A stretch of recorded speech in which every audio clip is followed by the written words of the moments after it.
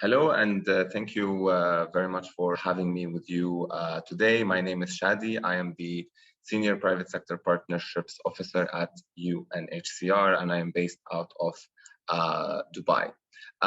Today, in this lightning session, I'm going to talk to you a little bit more about innovative ways to provide funding and support to displaced people.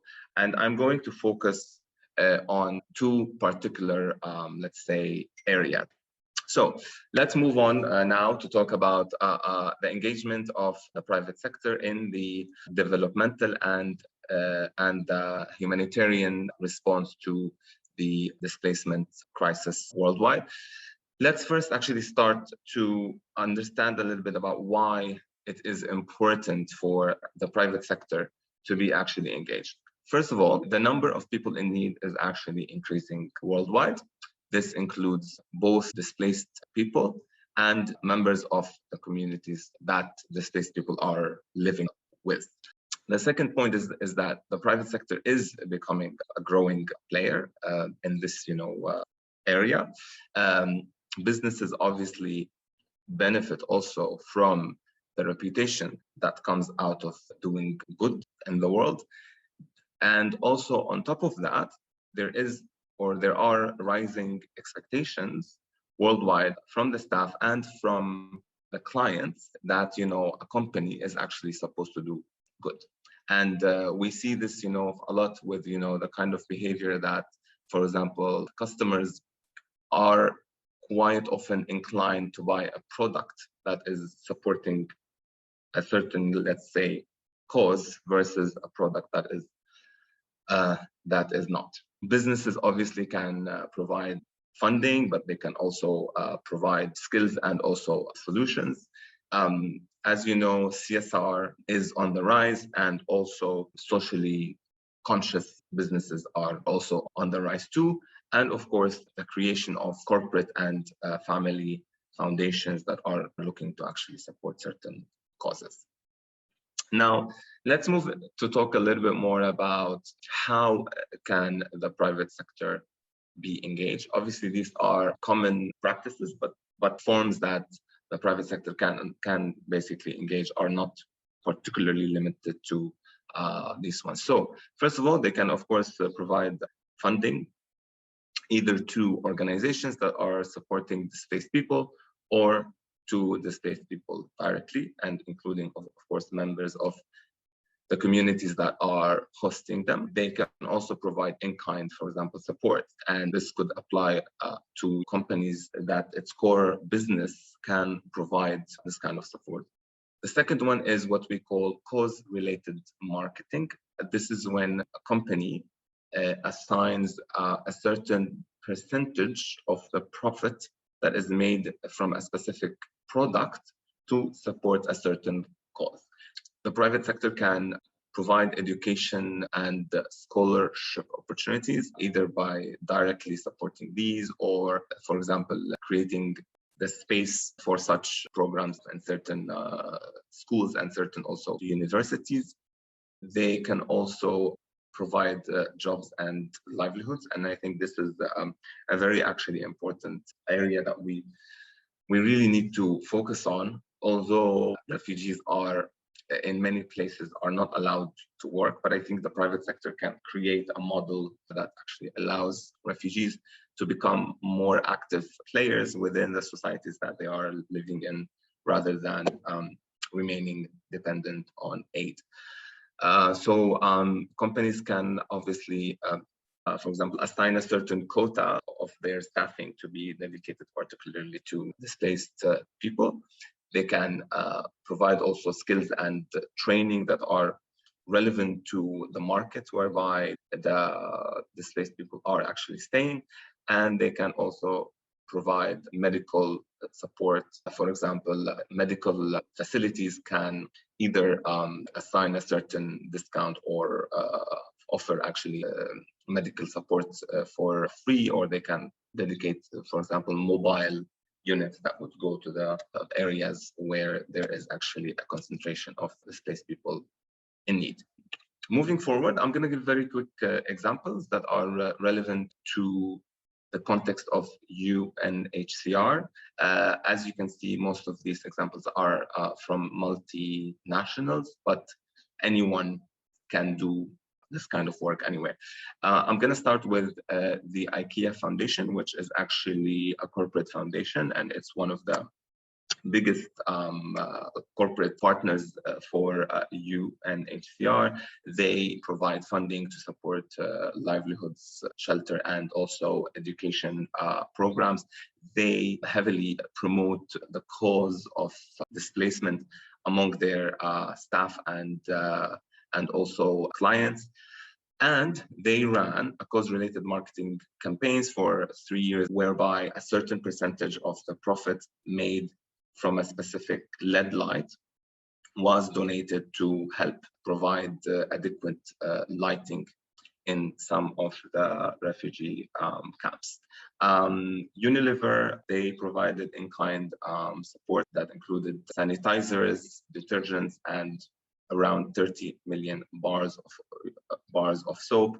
They brought one of their brands, which is Lifebuoy, to target approximately 10,000 refugees in Lebanon with a campaign about proper practice during the pandemic.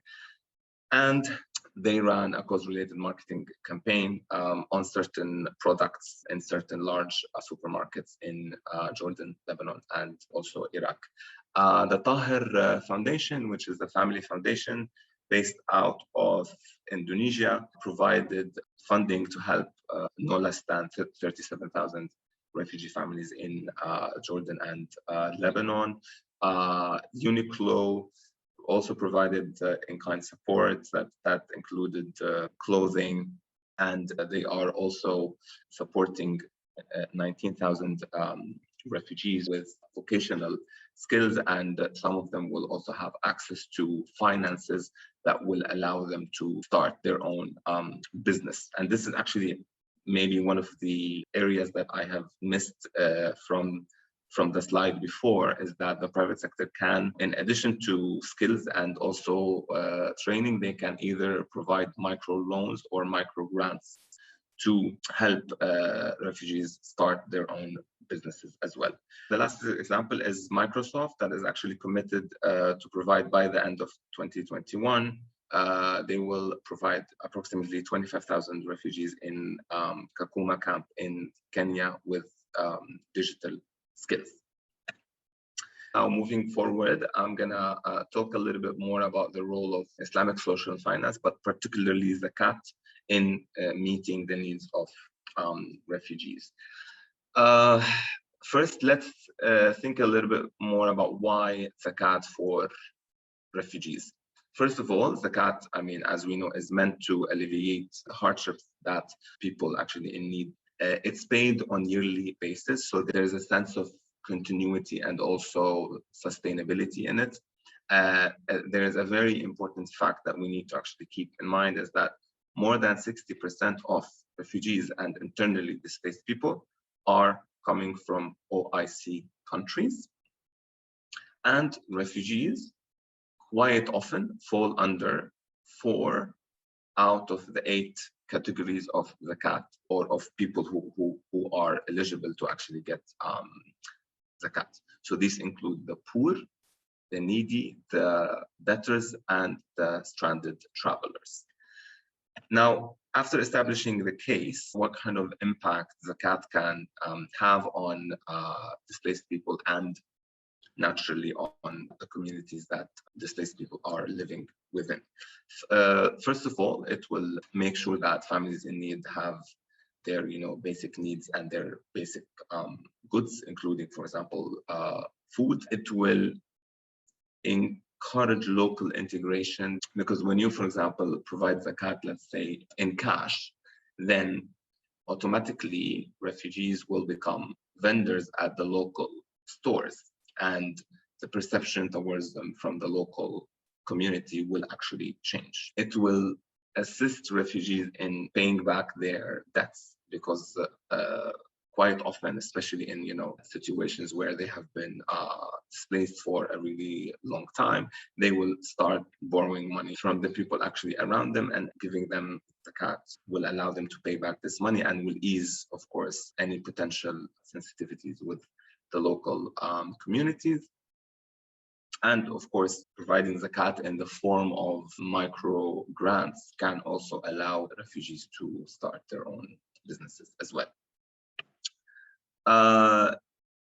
Very quick maybe overview about how the zakat program started in UNHCR and where we stand now. So what you see here is the impact that was achieved with zakat money only in 2020. There is actually a lot of interest from zakat donors to support internally displaced people in Yemen, to support Rohingya refugees in Bangladesh, and obviously to support Syrians in Jordan, Lebanon, and Egypt.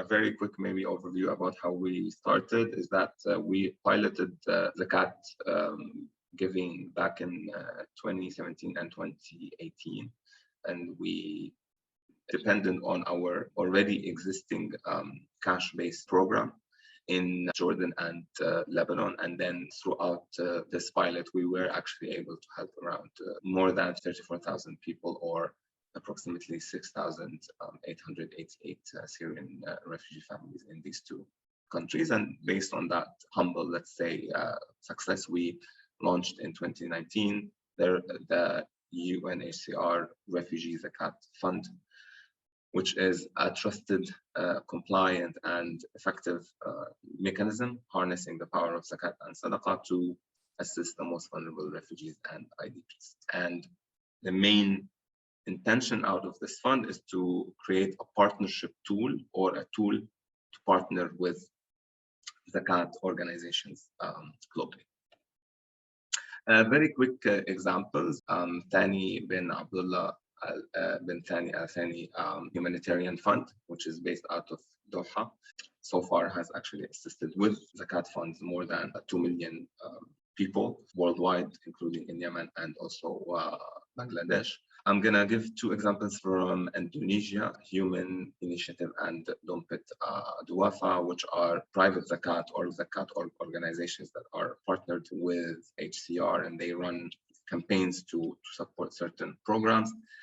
Tanmiya Foundation, which is based out of Kuwait, it's somehow a similar model whereby they run campaigns to support also certain zakah compliant activities. And finally, I'm going to give an example from the UK, which is the Islamic aid organizations that provided zakat funding out of their own zakat that they have collected previously to help Syrian refugee families in Jordan. I will stop right here. I really hope you found this session useful, and I'm going to leave you with a video that I hope will spark a discussion. Thank you so much.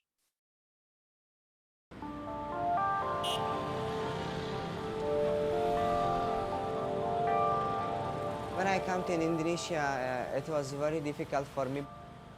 I was very shocked, and then I was very upset because I ran from my country to save my life. But I'm safe in Indonesia. There is no war.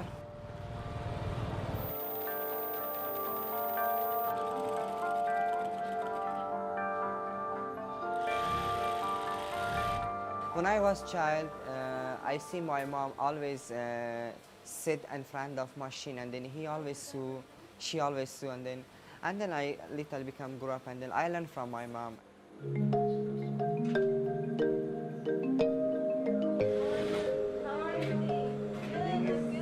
Everything is going good.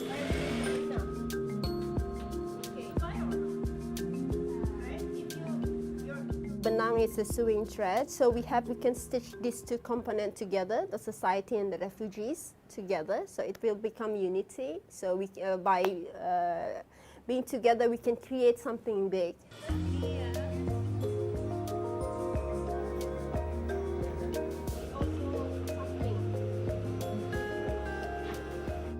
Now I feel like I can improve my skill. So I can make it, my skill become big.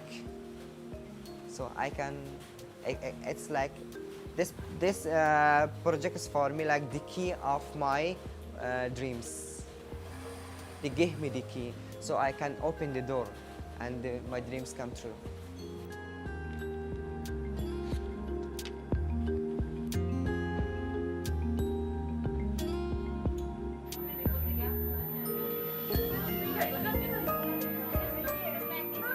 We mentor them, so how to make a brand, how to do a good collection and everything. So with that, we hope that we can empower them. We can also bring hope for them. Maybe in the future they will do a lot of fashion by themselves.